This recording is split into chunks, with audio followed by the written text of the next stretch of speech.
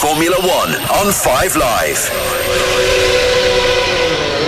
Formula One is back to school this weekend as we embark on the 2025 Formula One season, and it's back to Australia to kick-start the year. The sun is shining down through the clouds, through the palm and eucalyptus trees that surround this Albert Park circuit for about a 10-hour drive southwest from Sydney, where temperatures today are expected to get up to around about 34 degrees.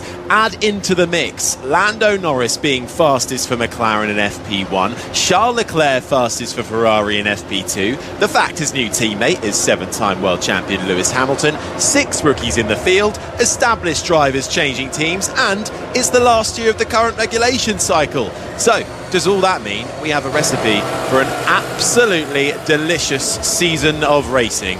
I do hope so. My name's Harry Benjamin. I'm up in the commentary box overlooking the end of the main straight. Alongside me is the former F1 mechanic Mark Priestley and the BBC's F1 correspondent Andrew Benson. And getting hot and sticky down on the ground, getting the step count up nice and high, is Rosanna Tennant. Good afternoon, Rosanna.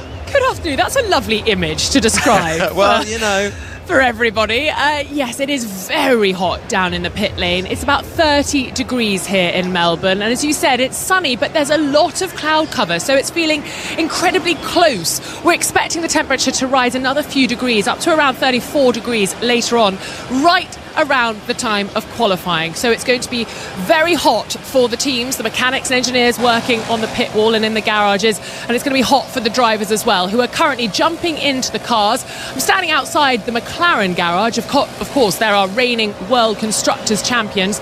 No one in the car when I look into Lando Norris's side of the garage, and then as I just walk a little further up to the home hero, of course, the Australian driver Oscar Piastri. He has now taken his seat. He's just getting comfortable. Mechanics settling him in, and then along from McLaren it is Ferrari. And Harry, they have been the talk of the town, haven't they? Not just really this weekend, but for the last year, since Lewis Hamilton announced he would leave Mercedes and join Ferrari. Wow, it's been amazing to see it all play out this weekend. So much excitement here in Melbourne, and so many Ferrari fans here as well. The start-finish straight, as I look across it, the grandstand is starting to fill up. They are all using whatever they've got to fan themselves, to cool them down, because I feel this practice session will be fun, but quali will be really, really exciting later on. Yeah, it really will be, won't it, Rosanna? Go find yourself some shade. I mean, Mark, Lewis so far this weekend has set obviously the headlines alight just by simply wearing red, but we've now seen a little bit of what he's got. Of course, it is today that is the more exciting day where we'll know truly what the pecking order is come qualifying, if it's all straightforward. But Hamilton has been a little bit behind Leclerc so far. Yeah, which in reality is probably due to be expected, because there's a lot to learn for Lewis. You know, he spent his entire career driving cars with Mercedes power units, both at McLaren and then of course at Mercedes as well. There's a whole new set of systems to learn, control systems on the car itself. So the driving of the car has got a huge learning curve ahead of him. But also working with the team, a new set of engineers, and particularly going to Ferrari, it's an entirely new culture, isn't it? I guess if you think about Ferrari, they're almost a national team of Italy. There's a whole different way of life there. There's a new language barrier to overcome. So there's a lot that he has to try and navigate his way through, as well as just trying to focus on getting the most out of the car. It's not going to be easy, and by the way, he's got a very, very strong teammate who's well established in that team in Charles Leclerc. Well, Andrew, when it comes to the fight for pole position, can we say Hamilton might have a chance? Oh, sorry. He said yesterday that it was a bit too early for him to do that. He's still learning the limits of the car and everything that Mark's just been talking about. Looking at the data from yesterday, he was lagging behind Leclerc only in 2 corners, really. Turns 6 and 10, sorry. No, 12. 11, wasn't it? 11, sorry. The numbers get confused me because what's now 9 and 10 used to be 11 and 12. Anyway, they're both very similar in character, quite quick. They're called medium speed, but they're still very quick. 6th gear corners, right-handers. He's just basically too slow through them. Because he's not feeling the grip that he wants from the front end of the car, so he'll be working on trying to improve those. He was actually a little bit slower through the middle of turns 9 and 10, the very quick left-right flicks, but he was quicker on the way out, so that cancelled that out. You are right, though, Mark. Charles Leclerc is incredibly fast, and I think he realises that he needs to raise his game, not perhaps in terms of ultimate speed, but just in terms of the way he approaches his job.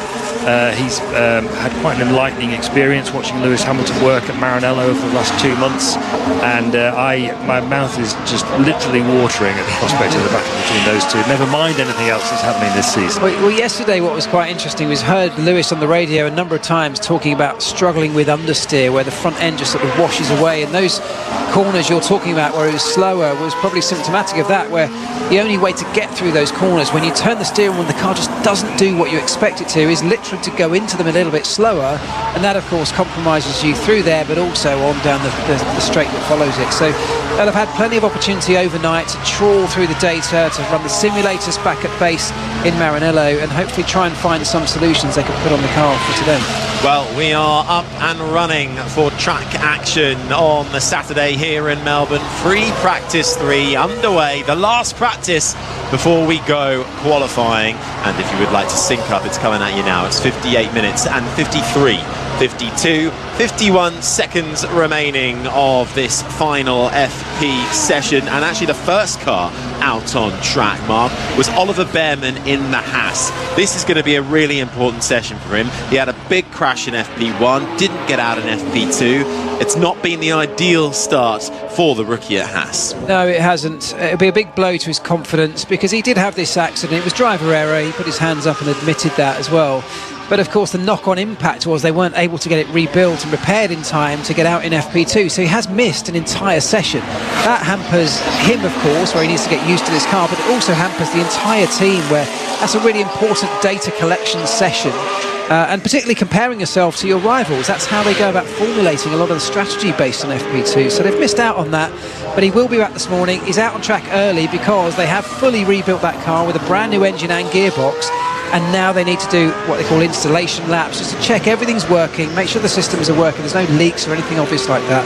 He'll do a couple of those, and then he can start trying to get that car back up to speed again. Yeah, lots of learnings then for the Haas team. Lots of learnings as well, still needing to be gathered down at Red Bull. It hasn't been the smoothest of starts for the Milton Keynes base team. Rosanna, are you outside Red Bull?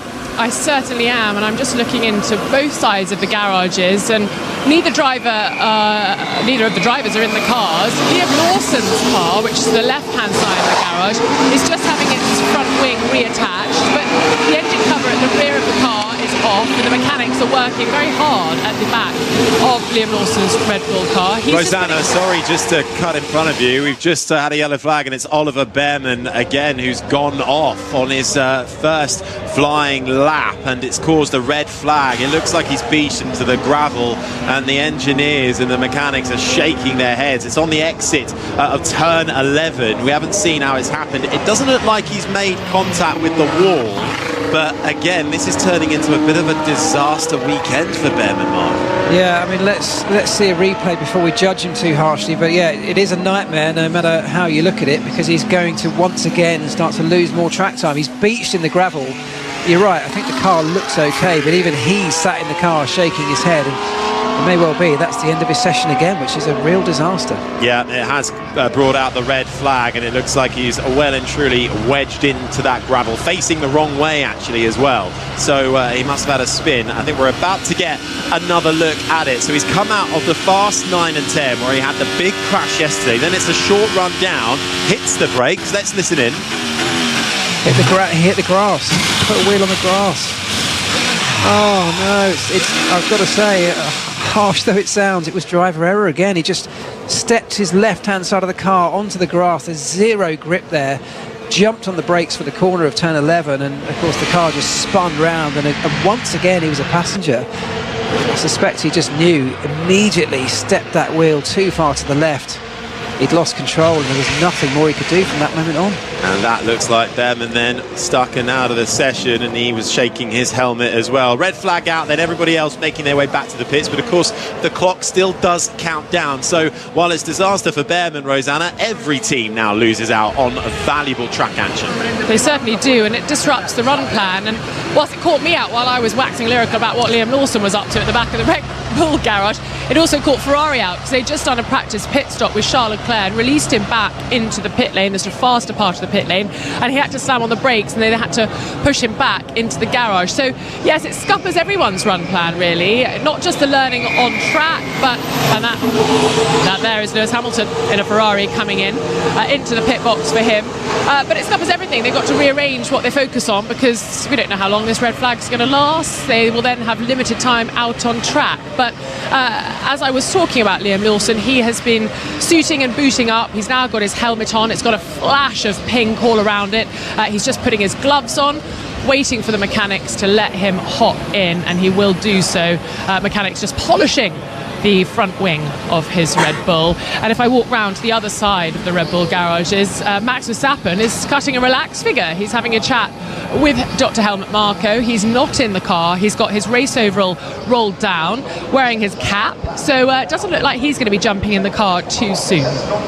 So we've just had a shot, Rosanna, of Oliver Behrman walking away from his car. And not only had he left his helmet on, which is a sort of trademark racing driver I'm upset mode, he was also walking along, lowering his visor so people couldn't see his eyes. He's lifted it up again now, but it just goes to, it's a very poignant image of just how much he feels he's hurting as a consequence of that error, which has robbed him of an entire session of track time, which is badly needed at this first race of the season.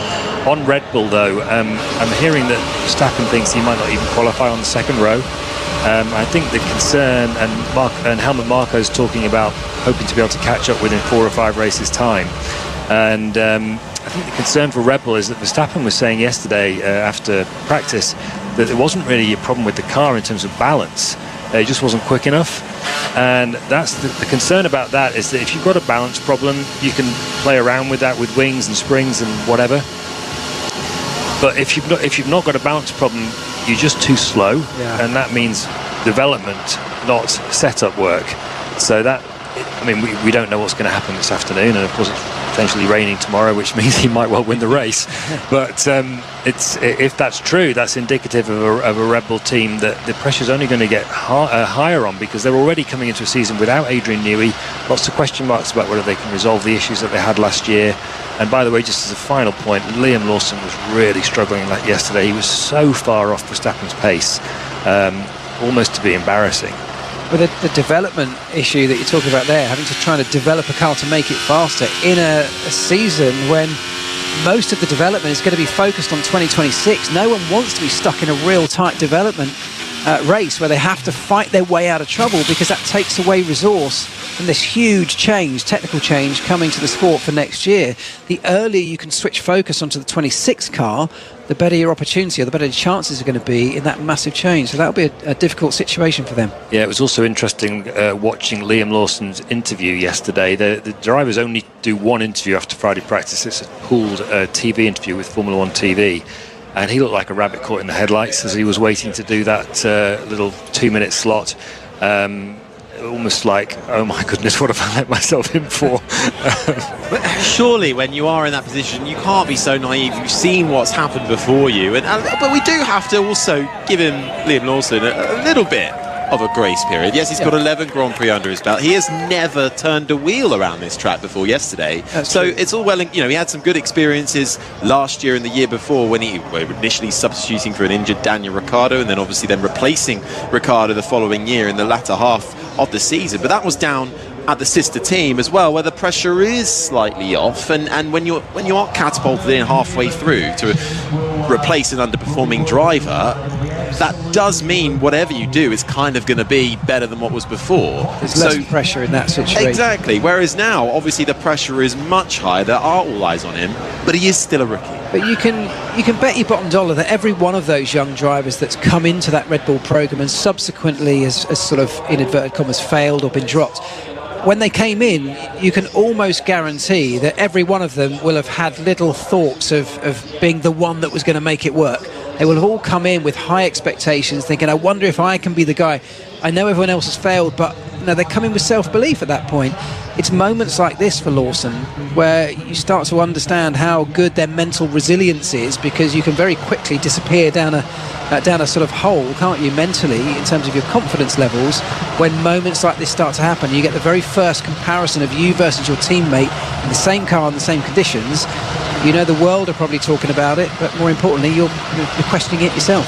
If you're just waking up this morning, bleary-eyed, one eye open, and wondering why you can't hear any track action, it's because we've currently got a red flag with 50 minutes still remaining of the session. Indeed, as I say that, it's just gone green, and so we'll be getting back underway. That was because of Oliver Bearman, who, if you were with us for FP1, had a big crash in his Haas, the British rookie. That ruled him out then of getting out in time for the second practice session. He was first in the queue to get out for FP3, and after his installation lap, heading down for his first flyer, stuck a wheel onto the grass whilst turning into the 90-degree right-hander at turn 11, and that was all she wrote on that one, enough to spin him around into the gravel, and he was beached. He's out of the car, he's fine. I'm not sure his ego will be, though, as he has to now trudge back to the garage and, well, apologise once again and probably answer some rather difficult questions from team principal Ayo Komatsu. But we haven't got any times on the board yet. That is why it's 49 minutes and 5 seconds remaining as the cars queue up at the end of the pit lane,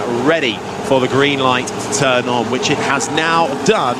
And we're back underway at Albert Park, which, well, if you're unfamiliar, had a few modifications, I should say, over the last couple of years. 5.2 kilometres, just over that, 3.2 miles, 14 turns, 9 to the right and 5 to the left. We've got rain on Sunday, Mark, and qualifying is always a spectacle, no matter the track you go to, really. But do you think all the changes that have been made to Albert Park over the last few years, 4 DRS zones as well, has it added to the action? Because we all love Melbourne, but it doesn't always produce the most spectacular racing. Yeah, I think the changes have all been made for sensible reasons. It's a little bit like, you know, some of the other circuits that don't necessarily always deliver on a Sunday. They can make small tweaks, but unless you completely reprofile the circuit, you've kind of got what you got. So they've made iterations to try and improve it, and maybe they have. Maybe the increase in DRS zones has helped a little bit. What will help us this weekend, I have no doubt, is a good sprinkling of rain, and that is very much on the cards, because that will mean that all of this practice, all of the things we're talking about, what we learned through practice yesterday, what's happening right now on circuit as the teams gather data, and it's all on dry tyres, that will all go out the window when we start putting cars onto a wet track. And by the way, there'll be a number of rookies on the grid that maybe have never even driven in anger in a Formula 1 car in the wet. So there'll be a very steep learning curve for some people if it really does follow through with the torrential rain we might expect tomorrow. Absolutely, it's going to be a real assault on the senses for some. The likes of, well, Bearman, one of the rookies in the field, joining Isaac Hadjar, who steps up into Racing Bulls. Jack Doohan will be alongside Pierre Gasly at the Alpine. Gabriel Bortoletto, the Formula 2 champion, steps up into the Sauber. Kimi Antonelli, of course, is the man who has the unenviable task of replacing the Lewis Hamilton-shaped hole at Mercedes. And Liam Lawson, as we mentioned, alongside Max Verstappen in the Red Bull. I'll tell you what, when it comes to the rookies, the one who actually quietly impressed me the most yesterday was Isaac Hadjar in the Racing Bulls. He was quick, and he was up there. Not as quick as Tsunoda, but he was there. Yeah, and as a team, actually, they looked pretty strong, didn't they? In fact, finished the sessions, I think, both cars ahead of their Red Bull Racing sister team. So a decent start for them. But you're right, he comes in with all the same sort of pressures that every other young Red Bull driver comes in as. They want results quickly. They're looking for the next version of a Max Verstappen.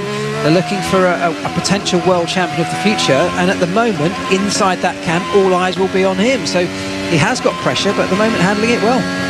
So do you want a list of the order of the teams as per yesterday's running? Absolutely. Digging behind the headline lap times. Everyone out, get your notepads out and pens at the ready. It appears to be, in terms of the top four, Ferrari and McLaren very close, then Mercedes, then Red Bull. After that, Williams, Racing Bulls, Aston Martin, Alpine and Haas. And there was no data for Sauber, but Sauber didn't look that great. So there'll be somewhere at the back with Haas, I think. So that's interesting, because actually after pre-season testing there was a lot of hype and talk around that best of the rest battle being Williams versus Alpine. So that might suggest then Alpine... I did tell you, didn't I? Yeah, you did. Alpine aren't as far ahead as we might think. But again, Mark, we did see some headline times in the tests from Carlos Sainz and Alex Albon. And Carlos Sainz, at least on his race pace yesterday, was nip and tuck with the Ferraris. Yeah, I think there's definite signs of improvement at Williams. And I mean, one of those signs of improvement is bringing in Carlos Sainz. He's clearly a very strong driver, and he'll add something to both their performance now, but also their longer term performance in terms of developing throughout 26 in this big change that's coming and into the future. This is a long-term project at Williams. James Vowles, who came from Mercedes, has taken over at that team and literally ripped it up and sort of started again, which is what it needed. But that's not a quick process. So they must have shown Carlos Sainz something about their longer term plans, about what they hope to be able to do, the investment coming in, all of the engineering technical plans behind what they're doing, and that must have been enough to tempt him, maybe not for this year in terms of expecting something big, but into the future. So fingers crossed that Williams can find their way back towards the front. Only 2 lap times on the board so far in this free practice 3 session in Melbourne. Jack Doohan, one of the Australian heroes on the grid for this year, with a 1 minute 19.221, and Esteban Ocon 0.8 off in the Haas. Only 2 proper lap times so far, both of those set on the soft compound tyre. We have still got cars out on the track though, the 2 Red Bulls, Liam Lawson and Verstappen, along with Jack Doohan and Esteban Ocon in the field. McLaren then are and have come into this season as the favourites. You naturally are when you clinch the title at the end of the previous season. How much more intense does the environment become in the garages when you suddenly come from anything you do is better than where you were in Bahrain, and how amazing is it you've managed to claw your way up through the field? Now it's about, staying there and proving your worth. Yeah, it does make a difference. It's absolutely true. I've been there myself, and the weight of expectation is real, and everybody does feel it. And that's, there's no coincidence. You've heard people like Zach Brown almost talking down this idea of them being pre-season favourites. They're trying to relieve some of that pressure on everybody in the garage, everybody in the team, and of course the drivers themselves. But it is natural because they have been building towards this, and this is what comes with that. You win a world championship, but even more than that, they've got a great team, 2 great drivers now locked in on reasonably long-term contracts. We know they've got a good car, and everything that they delivered in the second half of last year, they now need to put that into practice right from the start. Yeah, what's going on with power? I got no battery. Yeah, recharge on. Back to the pits, please. Box this lap. Liam Lawson asking what's going on with the car, and being told by his new engineer actually for this season, Richard Wood, steps up. It was Hugh Bird who was in charge of the second car, Red Bull. Richard Wood did get an outing or 2 last year, I believe, with Hugh Bird on maternity leave. But that is the voice of Liam Lawson's engineer coming into the pits, and the other Red Bull as well, Max Verstappen, was out on track. He has now, I think, come back into the pits. Oh no, he's still out there on track and making his way around. 42 minutes and 3, 2, 1 second remain. Let's head down to Rosanna Tennant. It's been quite quiet in the pit lane, I have to say. Kimi Antonelli has just left the Mercedes garage, so he's heading out on track, and the Red Bull mechanics have all come out to the pit box area waiting for this sound. Liam Lawson, he's just pulled into the pit box. They're just attaching the coolers to make sure his car's okay. Is this a major? Who's come back to the pit lane just now? That was Liam Lawson, I'm guessing, Harry. The hearing levels down here in the pit lane. He was just asking, is this something major? And being told, just come back to the pit lane. Yeah, so, we'll see. He's just been wheeled back into his side of the garage, and I'm just going to try and sneak in and see what they're going to focus on first. They're just lowering the car down off the jack, and here we go. They're going to get down on their hands and knees, as they often do. 2 mechanics at the front checking underneath the front wing. The screen's been brought down so that Liam can have a look at the data traces. Tyre blankets being put on the front tyres. Oh, and the rears, they're still on as well. So they're going to start taking something off at the back back of the car, yes. They've got the drills out and they're going to remove the engine cover. So I think they obviously need to have a good old look at why he had no power then. Not the situation you want to be in. But now it's all getting a bit busier down here. Just got Charles Leclerc heading out now, followed by his new teammate Lewis Hamilton. And if you want to cap here at the Albert Park circuit with Lewis Hamilton's number 44 on the new red Scuderia Ferrari caps, I'm afraid you're not in luck. Apparently they sold out yesterday at the track. All gone, none left.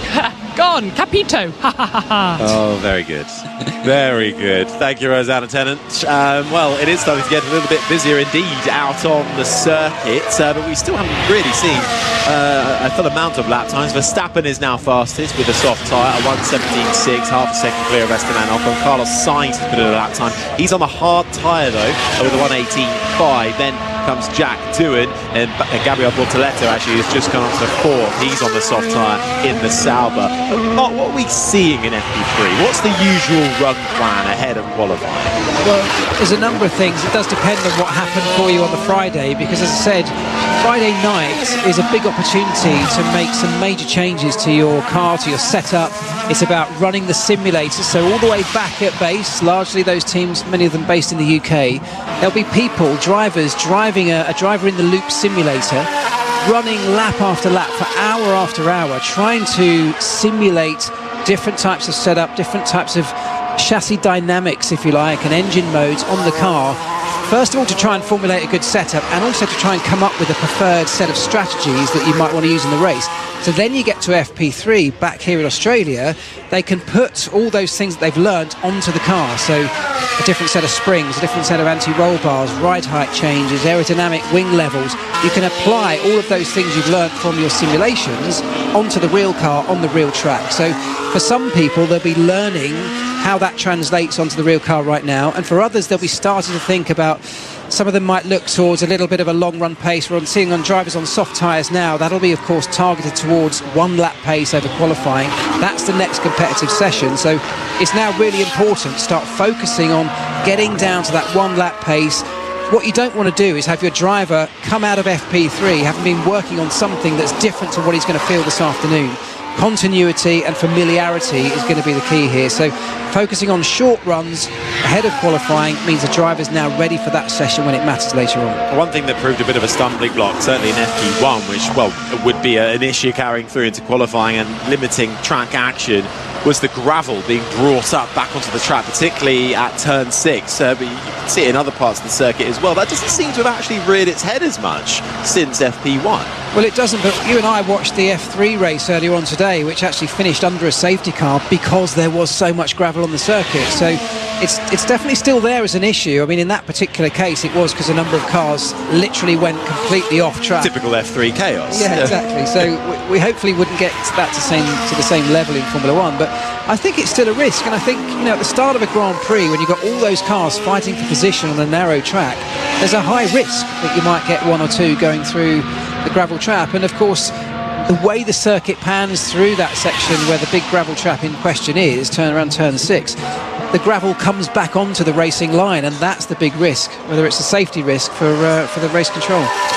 37 minutes and 9, 8, 7 seconds remain of free practice 3. It's now Oscar Piastri fastest in the McLaren, a 1:17.298, 3/10 clear of Verstappen. Then it's Doohan ahead of Leclerc, and Antonelli is 5th. Ocon, Alonso, Sainz, Albon has hopped up into 9th, and then we await from Norris lap times, and Bortoleto. Stroll has just popped himself up into 12th. Everybody else has done at least one sector time, but yet to complete a full lap at the moment. But it is, well, the Australian hope, who is currently topping FP3. Could Australia finally get one of their own, not only on the podium, but at the top step of it? Could Piastri be the man this weekend? I think he's got a really good chance. I think, perhaps better than ever before. This is a really strong chance. We've seen Daniel Ricciardo get close before an unfortunate disqualification a few years ago, but it could be that Oscar Piastri finally ticks that box, because he's got a great car underneath him. We know how good a driver he is. He'll be full of confidence, having just signed a contract extension at McLaren as well. So, yeah, I think this could well be the year for an Australian driver to end up winning a Grand Prix. Absolutely. Well, he's sitting pretty, Rosanna, and he must be feeling a man confident within himself as well, with that fresh contract in his back pocket. Yeah, I think he is. He entered the circuit earlier this morning and walked along this wonderful place called Melbourne Mall at the circuit, meeting the fans, signing autographs, taking pictures. And yesterday he was talking about how the car felt different, and I wanted to ask him, how different? Is it better different? And I think there is a quiet confidence that they're in a good place, McLaren, but I think as all the teams are feeling at the moment, there's balance issues to refine and to finesse, but he's got such an incredible following here in Australia. He's going to hope that they can add a few extra horsepower to his campaign this weekend, but can he sustain a campaign? That's, I think, the critical thing, and really as well, we were speaking about this earlier on, weren't we, guys, that he needs to come out of the blocks fighting. This is a great performance right now, even though he's just slipped to P2 in the standings now in FP3, but he needs to show McLaren right from the off that he's someone that they can fully support if he wants to go for that driver's title, which we know he does. Yeah, I wonder how much of his character will help him through as well. I think he came in obviously very lauded and Formula Renault champion, F3 champion, F2 champion, ruffled feathers at Alpine. They wanted him, and then we had the whole contract nightmare, and McLaren managed to get him. I wonder if, although a very big star in Australia, now I think he's really becoming a bit of a global star. People are knowing who he is. He's got a wry, dry sense of humour. I remember him actually last year at some point, earlier on in the year. We both landed at Heathrow Airport, but I was following him, not in a weird way. We were just both going to the car park pickup area, and we were both in the lift together at Heathrow. No one bothering him, no one stopping him, complete anonymity. Apart from me. Can I have a selfie? No. But it was fascinating, because I think that's not going to happen anymore, and it's how he deals with that. But I think he's got the right people in his corner. Mark Webber is managing him. He's got that contract. He's got the support of the home crowd, but he's got that British kind of sense of humour and style as well. He used to play football and cricket in Albert Park as a young kid before moving over to the UK from the age of 14. So he's very much got that roundedness to him. I think that will carry him forward. Yeah, I think so. I agree with everything you just said. I think also you have to think about McLaren this year. If they do have the strong season we maybe expect them to have, and let's say both of their drivers end up with a shout for the world title here, McLaren are going to inevitably have to end up favouring one or the other to make that situation work. These early races will count for that. He's got to get his elbows out. He's got to show a strong performance. He's also got to dominate his teammate on every opportunity that he can. And that's not easy against Lando Norris. But when the opportunity comes up, he needs to be able to deliver to show McLaren that he's not a number 2 driver. It can't be seen that way, and it starts right here this weekend. Well, in the course of our conversation, Piastri has now dropped down to 4th because that Max Verstappen has put on the soft tyre and gone fastest in the Red Bull, a 1:16.63, tenths ahead of Lando Norris, who is in 2nd now for McLaren. Then it's Russell in 3rd. Indeed, Piastri has responded after that. It is only practice, but we are getting a little inkling as to what we might see in qualifying. Piastri's just crossed the line. He's fastest of anybody in the first sector and has gone up into 2nd spot. Still 2 tenths adrift from Max Verstappen. The top 4, Verstappen, Piastri, Norris and Russell, all on the soft tyre. Hamilton is 5th. He's out there at the moment on the medium tyre. Then it's Bortoletto in 6th, Doohan, Leclerc, Antonelli, Albon rounds out the top 10 ahead of Sainz. Then it's Gasly, Ocon, Alonso is 14th ahead of Hülkenberg, Stroll, Hadjar, Tsunoda, Behrman no longer in this session, and Liam Lawson, who we last saw having a lot of work done to his Red Bull in the garage. He has yet to emerge. He's only done 2 laps out on the track. So it's been a tough Friday for Liam Lawson, and it's not been the smoothest of starts to his Saturday either. Back on the track though, carving his way through the left-hander of turn 13, sweeping round the final right-hander of turn 14 is Charles Leclerc in the scarlet red Ferrari. The Monegasque crossing the line to put his Ferrari up into 4th spot with a 1:16.894. Yeah, so that puts Leclerc around about 4 tenths quicker than his teammate Lewis Hamilton. In the meantime, Kimi Antonelli in the Mercedes put the first really strong, fast lap in of the weekend for him. He's up in 2nd place right now behind Max Verstappen. about 2/10 off. So we know that Antonelli can be very, very quick. I mean, everyone's been talking about his raw pace and how quick he is. I think the biggest challenge for him and the big unknown is how is he going to get through a Grand Prix weekend? How does he learn to manage these kind of quirky Pirelli tyres over the long race runs that are going to come at him thick and fast? And that's going to be something that is not just about raw talent. Those are the quirks of Formula One, the things, the nuances you need to learn, and that only comes with time in the car and experience.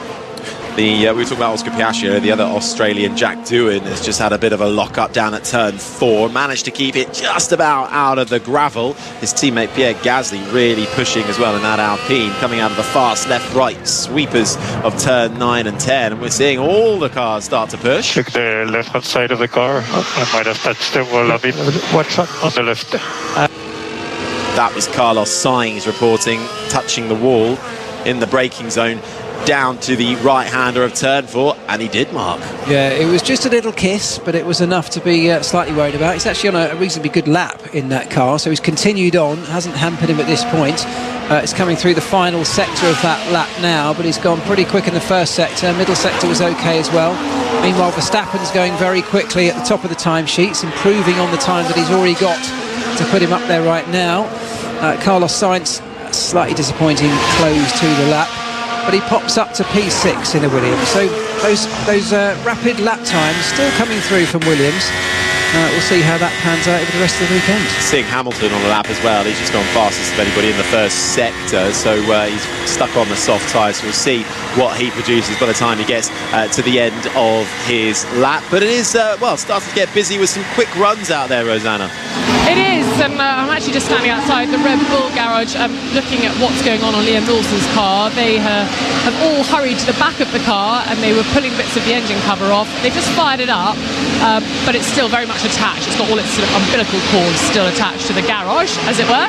And I've got a bit of a question, a few questions actually.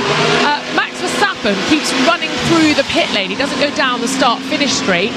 Mark, I hope you can enlighten us as to why that is.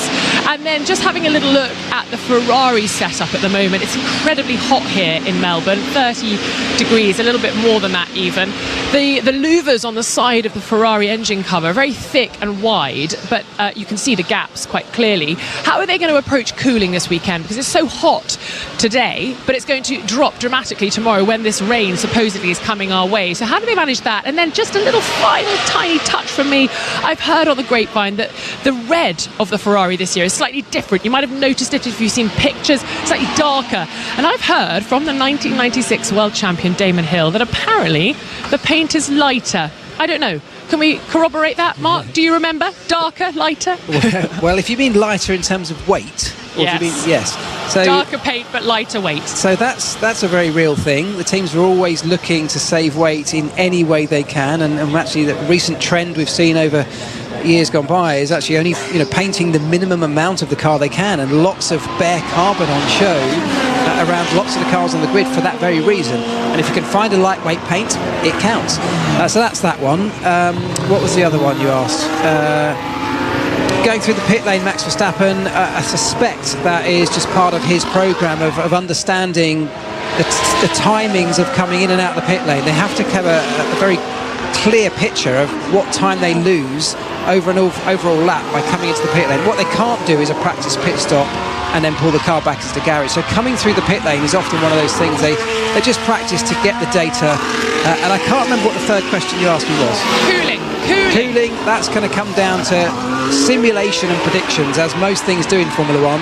All you can do is have your best guess and have a compromise between what you find today and what you think you're going to get tomorrow. Some will get it right and some, unfortunately, will get it wrong. Rosanna, I've got a question for you. What's going on with Liam Lawson and Red Bull? Well, they're just working out what they can tell me, Harry. Shall we say? I think it sounded like it was something to do with the hybrid system on the car. He's out of the car. Is He's he? just jumped out. Yeah, all the bodywork has been taken off and put back onto the stand here. It's rather fascinating. You have to screw it onto the stand that it sort of travels in. He has just got out of the car, standing at the back of the garage. He's just unbuckling. No, actually, he is unbuckling his helmet. I thought he was just going to stand there. So I think he's just taking everything off, and we'll have a breather for a moment. The rear of the car doesn't look like the car you'll see out on track. Everything's been removed. one mechanic's unrolling a long roll of sellotape or masking tape. You know that they like to use that down here in the pit lane to hold things together. So yes, I think a few uncertain things going on in Liam Lawson's garage, and on the other side of the garage, Max Verstappen is in as well. And I know who's going to give me some information. It's just being, I think, just clarified by Paul Monaghan, who is watching over the proceedings, of course, in charge of all the performance that you see from Red Bull.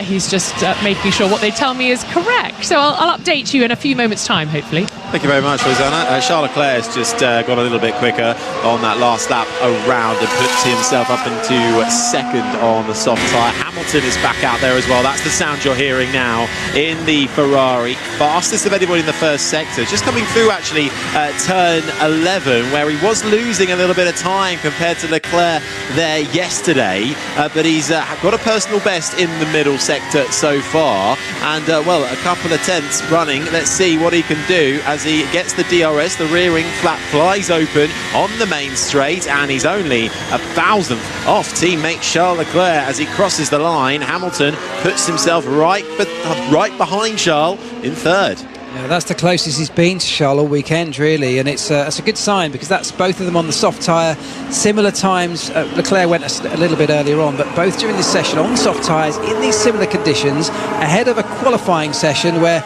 those thousandths of a second are genuinely going to count. We just to come back to the Ferrari colour and the lighter colour.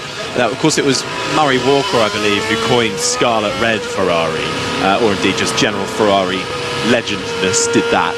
But you know, apparently it's not actually Scarlet Red anymore.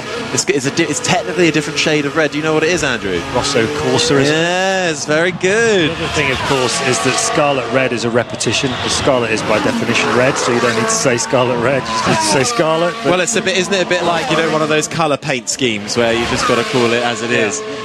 Do you know what Rosso Corsa means? It means red race. Yeah, okay. I thought it was race red. I thought it was racing red, but well, sounds. It's all about these technicalities, Andrew. It's all about these technicalities. Anyway, I'll go with Scarlet Red. 23 minutes and 35, 34, 33 seconds remain of free practice 3. It's Max Verstappen on top at the moment with a 1:16.6 on the soft comp banner tyre. Then it's Charles Leclerc, who's only a thousandth ahead of his teammate Lewis Hamilton. The two Williams once again up there. Alex Albon ahead of Carlos Sainz. Then it's Antonelli, Piastri, Tsunoda, Norris. Hulkenberg is 10th for Sauber, ahead of George Russell, who's out there on a lap at the moment, actually. Bortoletto just behind him in 12th. Hadjar, Doohan, Alonso is 15th. Then it's Gasly, Ocon, Stroll, no Behrman, who beached the car on his first lap. Liam Lawson with issues, and I believe, Rosanna, we've got the official line. What is it? Well, here we go. I'll read it out, shall I? Power unit or power unit system problem on the air side. So they're working to find out the problem, and I can tell you the car has been completely stripped down. So they're going to be able to explore it all, and mechanics are now lying on the floor. They're all working at arms up, obviously working on the underside of the car. Mechanics are peering into the car, around the car, and Liam Lawson is still in the garage. He's just taken his helmet off, rolled his ovals down, and is standing looking at the screens in the Red Bull garage. Well, looks like there's work to do then for a couple of the rookies on the back foot in their first race. Power unit problem on the air side, Mark? They're referring to the pneumatics. Yeah. So high pressure air systems that control things like valves inside the engine or inside the power unit. They use pneumatic systems for quite a few control elements of the power unit, even on the gearboxes as well. So what you can get is things like the pumps failing. You can get a leak, of course, in those systems, and if you lose pressure, you lose the ability to control said valves. George Russell has just gone to the top of the times, 2/10 clear of Verstappen with a 1:16.4, and we've spoken quite a lot about the things we're excited about this year, Mark, and driver dynamics. Obviously Leclerc, Hamilton, we've had Piastri versus Norris, but the George Russell versus Kimi Antonelli one is quite tasty as well, and this is George Russell. Is this him finally stepping out into the limelight as a team leader? Do you reckon he can handle it? Yeah, I think so. I think he will. I think he'll revel in that to some extent. You know, you've got to say he must have felt in the shadow of Lewis Hamilton, because how could you not? Even though on track he actually delivered some really strong performances and outpaced him on many occasions over the course of the last couple of years. So he's not been overshadowed in terms of performance, but now he's got the opportunity to really step forward and like you say, lead that team. Of course, we don't know how quick Antonelli's going to be yet, and he's got a lot of learning to do, and no one's got massively high expectations of him outpacing George Russell right from the beginning, but he's got to watch over his shoulder as well. So yes, he needs to step up, he needs to lead the team, and I think he'll enjoy that process. He's also got to keep half an eye on what's going on the other side of his own garage. We were having a little chat down at Mercedes, weren't we, earlier, where there is the consensus that actually George is going to relish this, and he's always been more mature than what his actual years suggest, and has always quite liked the idea of being maybe a little bit of an older brother figure and a leader in that sense. But you are right, there is that other side of the coin, and Formula One, there is that edge that you always just have to make sure you're beating your nearest rival, your closest rival, the guy on the other side of the garage that's got the exact same machinery as you. You've got to beat him. Yeah, it's the first place you're going to be judged. And particularly with somebody so young like Kimi, he's coming in with a lot of hype. No experience, of course, relative to George, but a lot of hype. What we don't yet know is whether that hype's going to live up to reality, but we're going to find out very, very quickly. And George will be in exactly the same boat as we are. Yes, he'll have data, he'll have insight from working a bit more closely with him, but until we get through a couple of race weekends, he's going to learn at the same time we are just how good he is.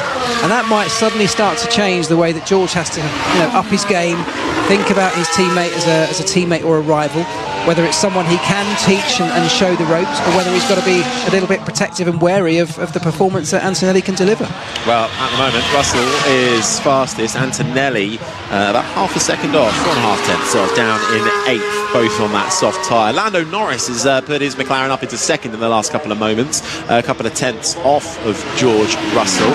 And again, are we going to see now this year a new Lando Norris emerge, where we're seeing him form and mature towards the back end of last year, being pushed to the extreme, having to fight Max Verstappen and all that debate around racing guidelines? Could Lando Norris have the mental agility to fight for a championship this year? It's important for him. Yeah, well, I think he'll have more mental agility than he had last year, just as a result of the going through that experience that he had last year. He learnt a lot. He'll be more resilient. He'll know how to handle the ups and downs a little bit more, because I think he's a sort of character that goes all in emotionally, doesn't he? We see it from time to time. When he has a bad race, we see him plummet in terms of his demeanour, but he'll have been coached with that. He'll have learnt from that. He knows that that's not something he can allow too much into his game, because it will affect performances, and you only get these things by going through them. You learn these things by going through them, so he'll be better placed. This year, I suspect, he may have the biggest challenge from inside his own team, as we spoke about earlier on, in the same way that Oscar Piastri needs to get his elbows out and establish himself as a number one. Well, exactly the same applies to Lando Norris. Yeah. 17 minutes and 56, 55, 54 seconds remain. Liam Lawson still very much out of his car, having a chat with his engineers while they ferociously work on that issue. No Bearman either in this session after his car was beached into the gravel. Esteban Ocon has also been in the pits and has landed down an 18th at the moment. He was towards the back yesterday as well, so Haas looking like they are struggling and are not quite sure how to solve their issue, particularly when they've only got one car in the game at the moment. The other team, I'll tell you what, who we've been a bit anonymous with, Aston Martin. Haven't really spoken much about them. Fernando Alonso, Lance Stroll, they're not lighting up the timing screens, but they were lighting up the headlines last year, and indeed at the beginning of this year with their signing of Adrian Newey. But at the moment, I hasten to say, Andrew, it feels like they're a little bit nowhere. Indeed, they are nowhere. 14th and 17th, Alonso and Stroll. Alonso ahead of Stroll, as you would imagine he would be. I mean, right now it doesn't look that great for them, does it? Look, this car, I mean, just to make it clear, Newey only started work for Aston Martin on the 3rd of March, and his priority this year is going to be 2026. I've known Adrian for quite a long time. He's a very competitive person. I think it's very likely that if he thinks he can do something about the 25 car, he will. We'll have to wait and see whether that happens or not, particularly if there are some quick wins that he can spot. But yeah, I mean, well, I don't know what to say. Hypothetical. It's a really interesting, it's a really important year for them. Andy Cowell, the new team principal and CEO, was saying that what's been the problem for them for the last 2 years basically is they started relatively strongly and went backwards all the way through the year, and that was because they were finding developments for the car, but the developments weren't doing on track what they were saying they would do in the wind tunnel and on CFD, the computer development simulation tools that they use. So they need to reassure themselves this year that they can bring developments that actually work, because otherwise how can they trust their development tools for the new rules for next year? Doesn't bode that well. I don't think that the car seems to have started the year quite slowly. That suggests that they either missed their targets or didn't set their targets high enough and are still struggling. We'll have to see what Stroll say after qualifying as to what they're feeling about that. But a lot of pressure on Aston Martin to do some good work this year. How crucial was it, the signing of Adrian Newey, Andy Cowell becoming team principal, the changes made on the trackside team as well? How crucial is that to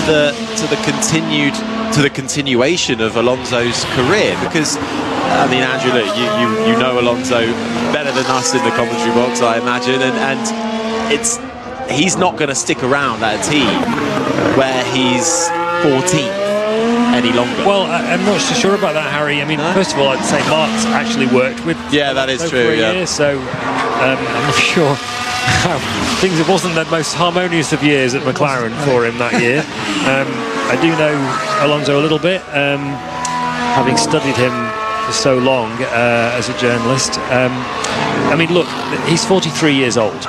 And I did an interview with him at the end of last year in Abu Dhabi, where he was saying he was looking at going into 2026 as if it would be his last year, because he'll be 45 that year.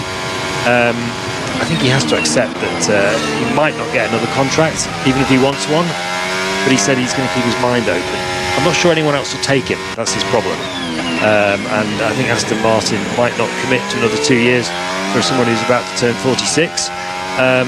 But he's still performing at a very high level, so let's see.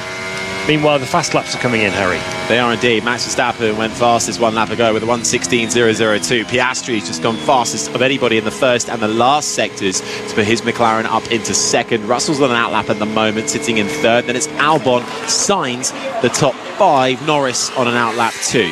So the impression so far from this session is that one of two things has happened. Either Red Bull have miraculously found some pace from somewhere overnight, or B, they've been engaging in quite some kidology over the last 4 days of Formula 1 running, because this morning, Max Verstappen looks absolutely bang on the pace. Which often happens in the past, doesn't it? Yeah. Fridays have traditionally been a little bit up and down for Red Bull, and when it matters in qualifying, he always seems to turn things up, doesn't he? So we know that he's got an absolute sheer talent, and if they can provide him, and as I said earlier on, a lot of work will have happened overnight. It may not be that it's just kidology, as you said, Andrew. It could be that they genuinely found something. That's the goal of a Friday evening, is to try and find the solutions to unlock performance. They may well have done that. They're very good at doing that. George Russell out on a lap at the moment, fastest of anybody in the first sector, loses time though in the final sector, so stays third as he heads out once again, arcs his way through the left-hander of turn 2, moves out of the way and allows, I think it's his teammate through actually, to head on to his lap for Antonelli. So what's interesting about that Russell lap is that he was on target to be fastest. First, purple in the first sector is the fastest of all, although Lando Norris has just taken that away from him. Very quick in the second sector, but lost time in the third sector, and that's exactly what was happening to Mercedes yesterday. They weren't keeping their tyres in good condition, for the entirety of the lap. It does look a little bit like Russell was still struggling with that, unless he made a mistake. One way or the other, he lost a fair bit of time in that final sector. You might even be seeing the same thing with Antonelli, because he went very, very hot at the start of the lap that he's on right now, going purple in the first sector. It may be that he's overheating tyres. The track the track temperature up almost 40 degrees. It is 40 degrees, 28 degrees air temperature. This is very, very hot conditions, and these soft tyres do overheat. You have to look after them. In fact, we've just seen it with Lando Norris. He made a mistake coming out of the penultimate corner, and a lap that again looked like it might put him fastest. He's had to abort and try again. So this is going to be intriguing for qualifying later on today. That's going to be, well, the temperature's continuing to get higher and higher, up to 34 degrees. So it's fascinating seeing how this track is evolving and affecting the tyres with just 11 minutes and 9 seconds remaining. Verstappen, Piastri and Russell are currently the top 3 runners. Then it's Albon and Sainz, the 2 Williams drivers, round out the top 5. Norris, who just abandoned his lap coming out of the final corner, will have another outlap and then go again. He's 6th ahead of the 2 Ferraris, Charles Leclerc, then Lewis Hamilton. Gabriel Bortoleto has snuck his way up into 9th in the Sauber with a solid lap ahead of Gasly. Then it's Kimi Antonelli, who was on a decent lap, but it did fall away from him. Tsunoda 12th, Doohan 13th. Then comes Hulkenberg. Alonso's 15th. He's actually out there on the hard tyres, so not comparable yet to that soft tyre running. Hadjar, Stroll, then Ocon, the last of the runners. Behrman has been out since his first lap, beaching the Haas, and Lawson with power unit issues plaguing the Red Bull driver confined to the garage. Has only done 2 laps in this session. So we're going to get a read on the Ferrari at this stage of the session, because Leclerc's on a flying lap. I don't think it's going to be quick enough to top the timesheets. In fact, he only moves 1 place further up. He's just still behind the 2 Williams at this point, so slightly disappointing. It was fairly quick all the way around the lap, but not quick overall. Lewis Hamilton is just coming to the end of his out lap and will start a flying lap next, so we'll get a good comparison between the 2, which I think is going to be interesting. As lots of people have started improving, it may just be that because that track temperature has ramped up, we're now starting to see overheating of tyres being a major factor.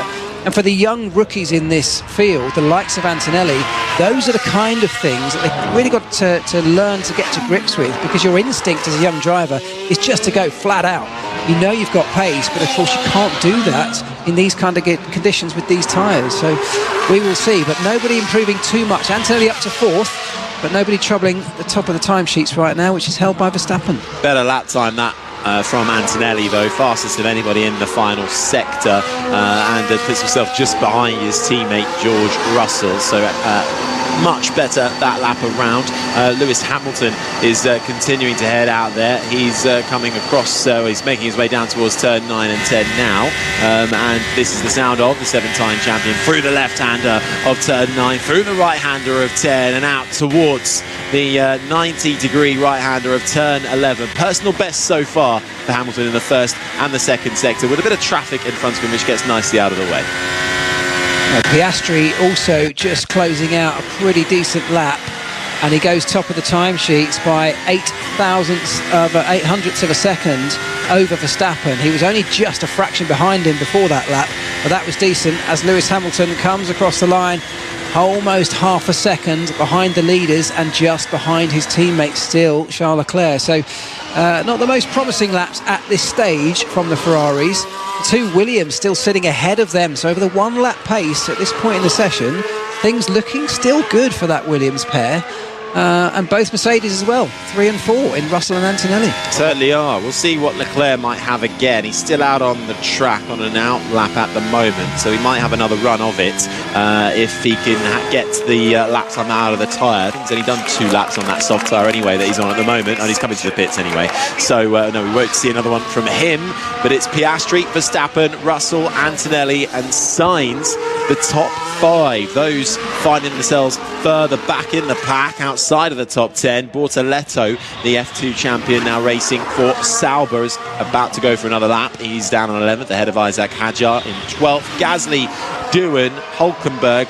Then comes Alonso and Stroll, the 2 Aston Martins we've been talking about. They're actually they are on the no, they've changed on the soft tyre now, so they were on the hard, they've switched onto the soft, and Alonso coming into the right-hander of turn 4, losing grip and running wide into the runoff area behind the white line, and that'll rue his lap as he makes his way and tries to get his tyres up to temperature for his proper flyer on the soft compound, and just takes it steady then through turn 6 and down Lakeside Drive.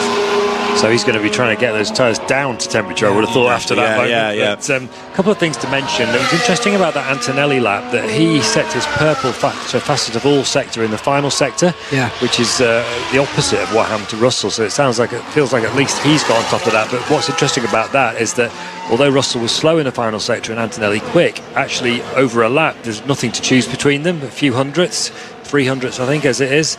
Another thing to just mention, Lando Norris has obviously not managed to put a lap together yet. He's down in 10th place. But at Sauber, Gabriel Bortoleto is 4/10 quicker than Nico Hülkenberg. They've both done a run on the soft tyre. He's obviously the Formula 2 champion, Gabriel Bortoleto, a Brazilian who's coming into Formula 1 for the first time this year, managed by Fernando Alonso. That's it's only practice, of course, so we have to wait to see what happens in qualifying. But that's an impressive performance so far. Yeah, decent. I think the track, it's just hovering around the 40 degrees mark, but I think that point about Antonelli is an interesting one, because you can imagine a scenario where, as I sort of tried to describe, is we've got a yellow flag. I know it's gone green again, so somebody just running wide, but now back on the circuit. Antonelli having to learn this idea of holding back performance in the early part of the lap, and interesting to see that he's clearly working on that to the point where he's now delivering his fastest sector in the final sector of the lap. It's always a difficult one, that, because you're always going to wonder as a driver, and you always just look through the data and think this. You wonder if you deliver your fastest lap, your fastest sector in the final third, was there a little bit more left on the table, and could you have already taken a little bit more out earlier in the lap?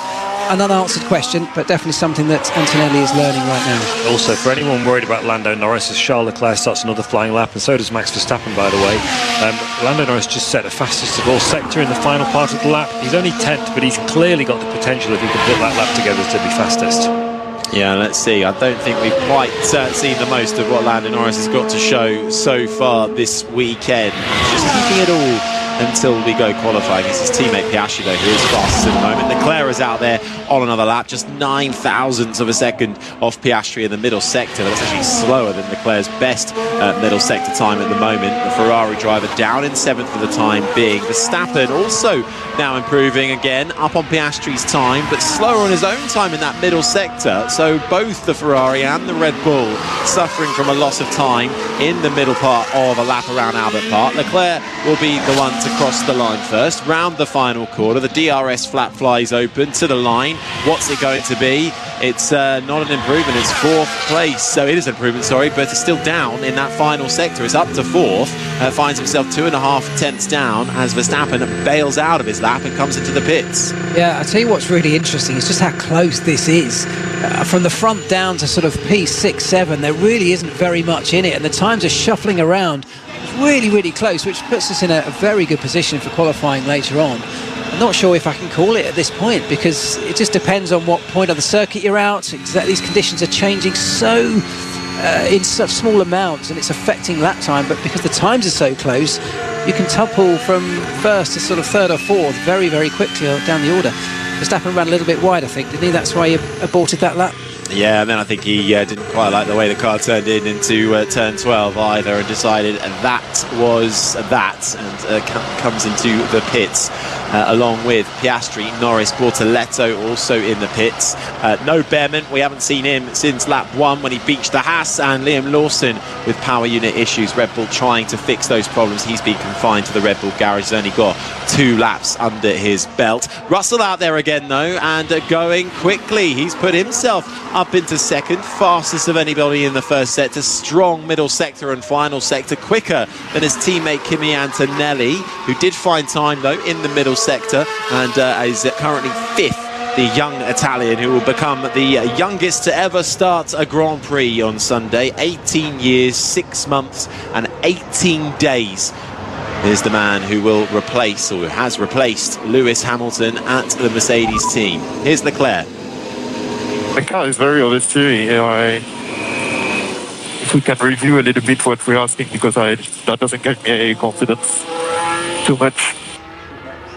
So Charles Leclerc then, not feeling quite as confident, and not feeling the right balance within that Ferrari. And the opposite problem to the one that his teammate Lewis Hamilton was suffering with yesterday when he was talking about understeer. So understeer when the front end of the car sort of washes out as you turn into a corner, oversteer being the opposite of that. As you turn in, the back end ends up being loose and snaps and oversteers or slides out towards the rear. So Oversteer is one that it's easier to correct as a driver. A lot of drivers do prefer to have it as a characteristic, but only up to a limit. Of course, too much oversteer becomes uncontrollable and costs you serious lap time. So that's the situation, I think, that Charles Leclerc finds himself in. I think the circuit seems to have just dropped away in terms of performance a tiny bit, because we're now up at 41 degrees. It is still getting hotter, and there's not many people improving at this point. The final minute and a half before we put everything back in the garage and get ready for that all-important qualifying session later on today. I'll tell you what, it's also clouded over a little bit more compared to the start of the session. It is a fairly now overcast sky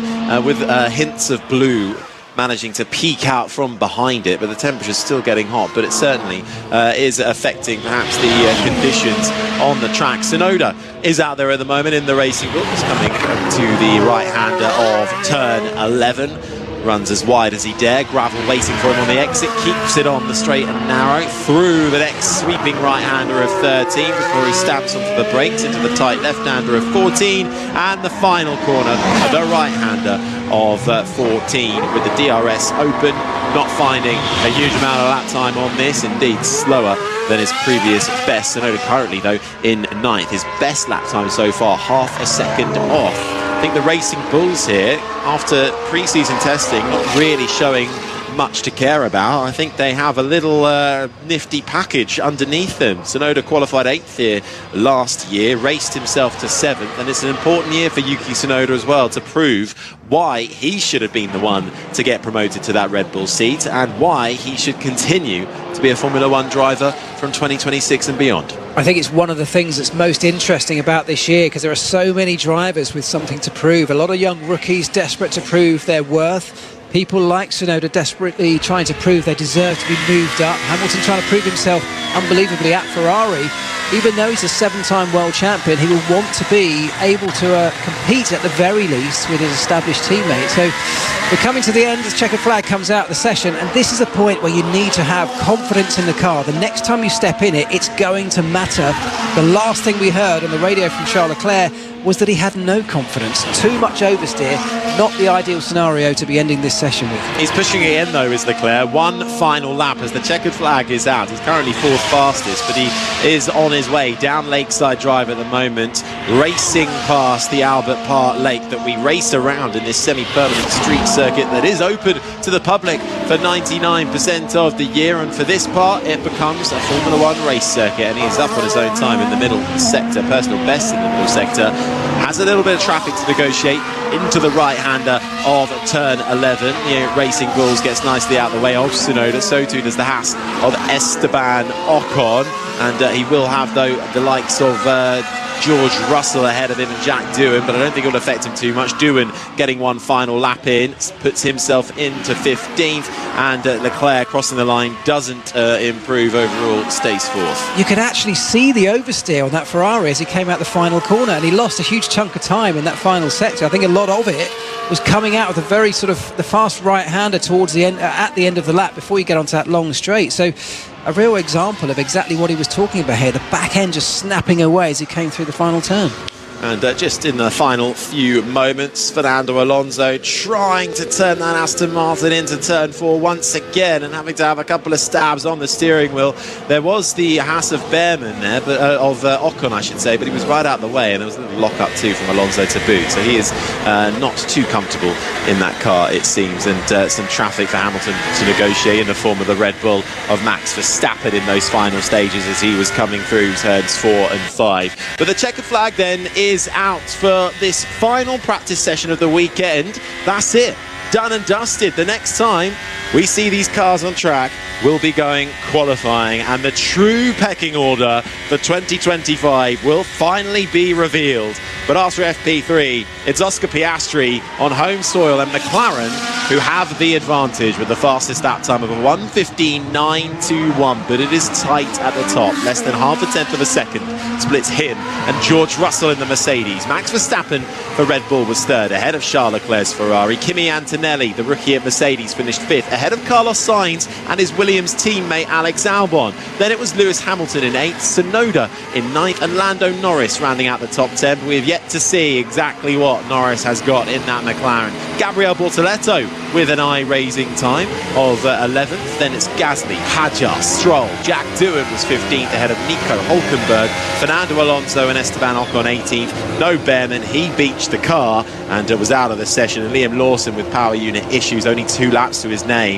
He'll be desperate to get out in qualifying in time. It's not been the smoothest of runs for the young Kiwi. Well, after that final practice session then, Mark, who's your money on for pole? Well, the brilliant thing is it's very difficult to call. I mean, very difficult. The gaps between everybody is so small. Even down to P13, we've only got 8 tenths covering all of those cars. So to pick a winner at this point is very, very difficult. But yeah, the 2 McLarens are going to look strong. I'm sure that Max Verstappen is going to be up there or thereabouts, because he always is. Ferrari not quite as comfortable, maybe even Mercedes in the mix. So my money would be on a McLaren at this point. And what about just that next level down? Are the Williams actually going to spring a surprise here, maybe with the likes of a Racing Bulls, and throw a spanner into the works for the midfield runners? Well, it can't be a coincidence that we've seen Williams up there on a number of occasions now, particularly on 1-lap pace. So I think when it comes to Saturday afternoon, when it comes to qualifying, they've got a very good shot. Well, as they make their last practice starts ahead of qualifying and then make their way back to the pit lane.